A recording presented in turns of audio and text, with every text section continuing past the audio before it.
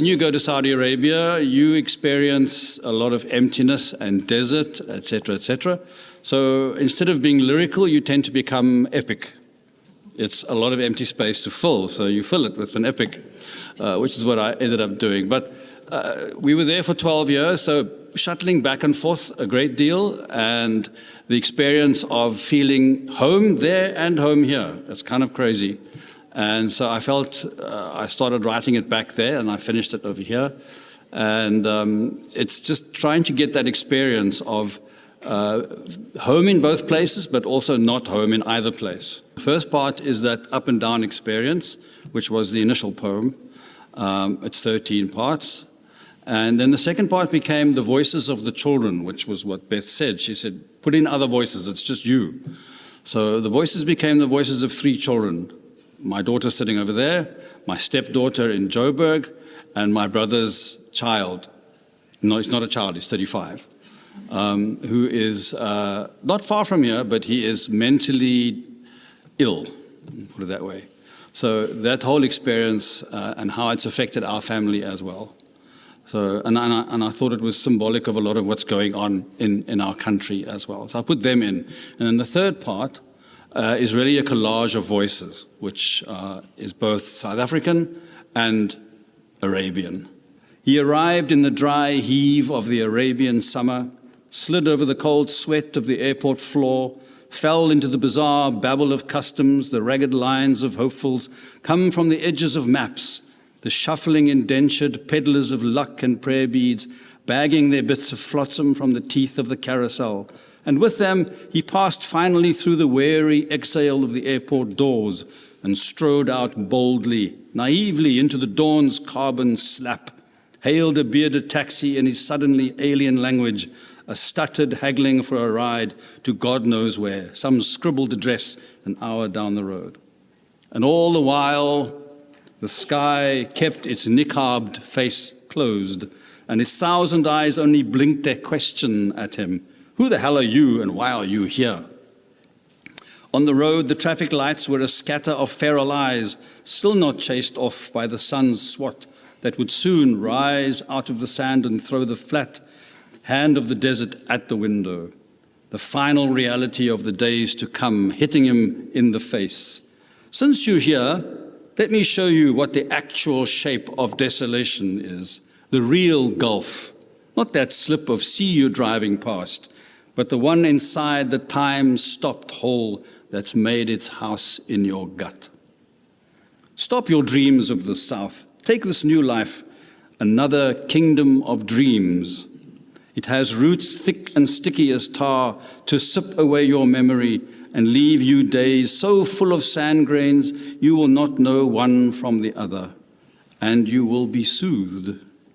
Time kill, he discovers, ticking hours until ticking becomes your breath, strange and intimate to him as his new name, Ajnabi, foreigner.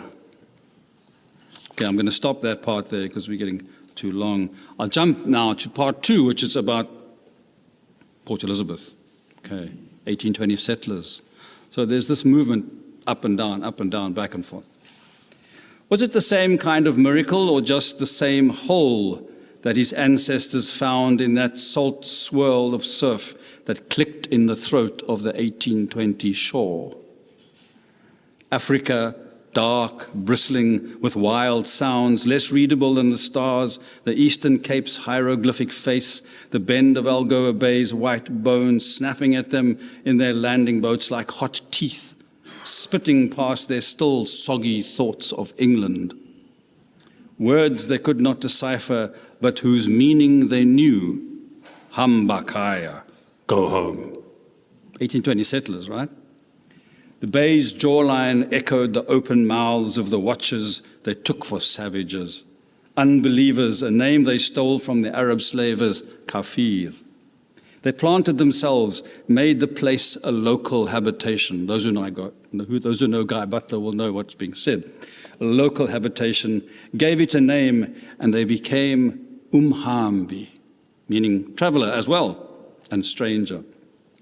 The unwelcome, the feared, anviled there in the feral scrub of aloes and prickly pear and sunburnt waterless rock, their new Iron Age surprising them, just as this sun-white northern sand now surprised Musa. The green breast of the cape bared its sap's promise. They lurched for it, loading trinkets and muskets and bottles, but not even the shires of Bathurst fed them enough, or gave a farthing for their prayers. Nothing grows here, you lily-white fools. Don't you know they lied to you in England? They could not read the land. Its face looks green, but its body is stone. Pringle knows it, riding off into the veldt. Only cows and sheep dribbled around the pock-marked hills that squatted like crag-lipped old women, squinting anger, pipes smouldering, pendulous breasts swaying with too much history, ticking off the days, months, years, centuries, waiting for them to leave. The Stone Age rock at least welcomed them, bits of flint left by the strandlopers, the Kui and San. If they had ears, they may have heard the first man's ghost whisper from the painted caves. Be like us. Use only what you need. Live but don't inhabit. Let the veldt be your speech and its gifts your wisdom. But they made themselves the first man's keepers, settled, planted their heels. Home is always at the root of blood. It throbs like a whip in the heart. They lashed its hole there, and it engulfed them. So this is about the issue of faith. And there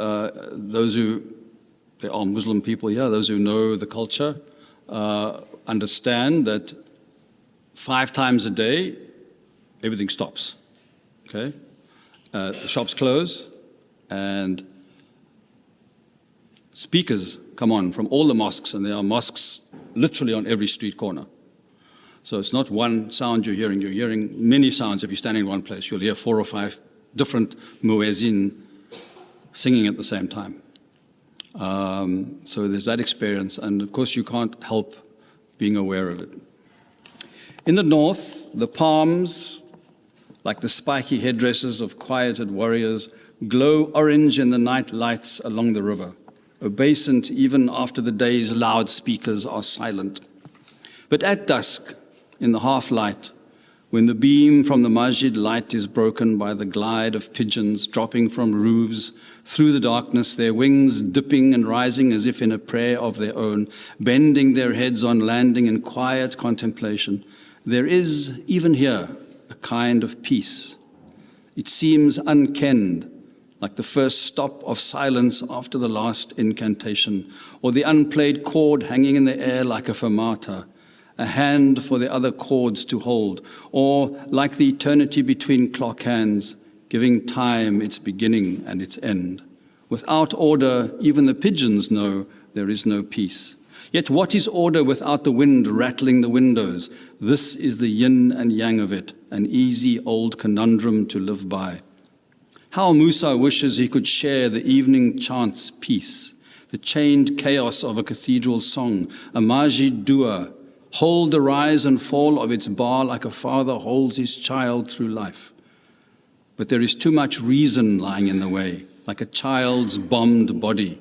It blocks him in the street with its cold, callous smirk and punches in the gut that yearning to collapse into faith's infancy again. Be like a child, he says to himself, but the child lies dead in the street.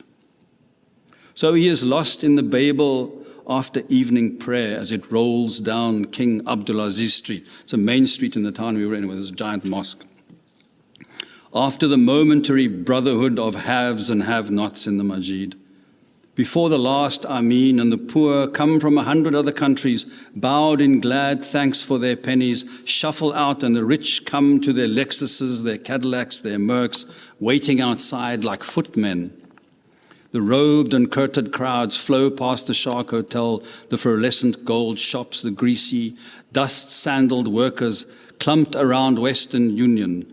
These men would always be sending money back home, yeah? And there'd be huge clumps around on a Friday night, huge clumps of men, really bedraggled, hard workers, sending their money back to wherever they came from, Bangladesh, the Philippines, India, Pakistan, wherever. Okay. Breathing in the oil and curry air, exhausts in tobacco and Urdu and Tamil and Hindi and Bengali and Amharic and Tagalog, scatterings of Arabic, shouts into phones at far-flung family.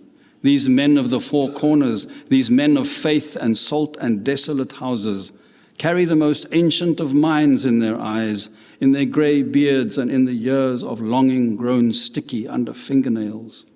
If you dig deep enough, work long and faithfully and hard enough, you will come to the promised land. No blade of reason can blunt that belief. Every shuffle of a sandaled foot, every payday, every wife's evening call, every coy answer excavated on the phone from a half-known child, every breath of longing from an aging mother becomes another step into the black hole of faith in time. Time that will take the migrant home. Okay, that's that part. The last part. I can't not read this because it's about the people sitting in front of us here. Okay. And it was written about 4 years ago, right? Here in Galvin and in Corsten, Brutus, or Dennis Brutus we're talking about, bushy-haired, bokbarki poet strode the knife-strewn corrugated pavements like a Roman. And he was a bit like a Roman. If those who knew him, he would stride forth briskly. Before banishment to Robben Island's shale. And Nokia, that's Arthur Nokia we're talking about, the poet from the same region, right? Nokia exploded his paper bag of poems, thumbed his half-breed dog's body at those riding past, the lift that never came, signed off his literary history. I think I saw Shahid here. Shahid is very close to this. And once showed me the packet of Arthur Nokia's poems. I could not believe I was holding them in my hand. So that's what I'm writing about here. Signed off his literary history with an Oxford overdose and a Corsten cupboard's scribble of brown papers. He just scribbled in brown papers and left them in the cupboard. And Shahid, I saw him, there he is. He found them, and it's quite an amazing story. Anyway, they bequeathed the leftovers to the Helenvale, Galvin, and Corsten poets who rap between the bullets and the blades that beat out blood on Saturday nights, tussen die gangs and die tik, smoking their brains to pot before the knives come, repeat what the koei did with Dacha, long before die Witpens van Riebeck took his first drag. I think he did smoke Dacha, van Riebeck. It's one way to escape the workless hours, dragging their hands through the empty kitchens of another day. We are a nation born of alienation, Umhambi thought as he entered Malabar. Everyone knows Malabar. The little Indian estate on the hill that seemed a forgotten droplet from its northern mother's breast, 10,000 miles and histories away. The squat houses of Galvin turned their faces from him as he passed.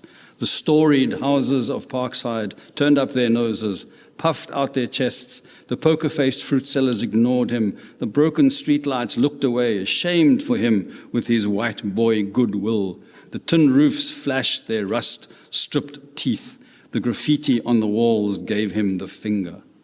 For sure, Malabar's patched sari was not the golden bead of the Indian shore Da Gama aimed for when he sailed past here, lashing his bullship north, fashioning the imagined silk of his new world with whips, golden crosses, trinkets for the locals, and offerings by fire to his God, like the Muslim pilgrims on their way to Mecca in the Mirim, burnt alive to prove his Christian piety. It's a story few of us know. Da Gama was on the way to India. He was helped by a Gujarati sailor from Kenya to get to India, but along the way he came upon a ship of pilgrims heading to Arabia, and he wasn't pleased. He attacked them and burned them all alive in the ship.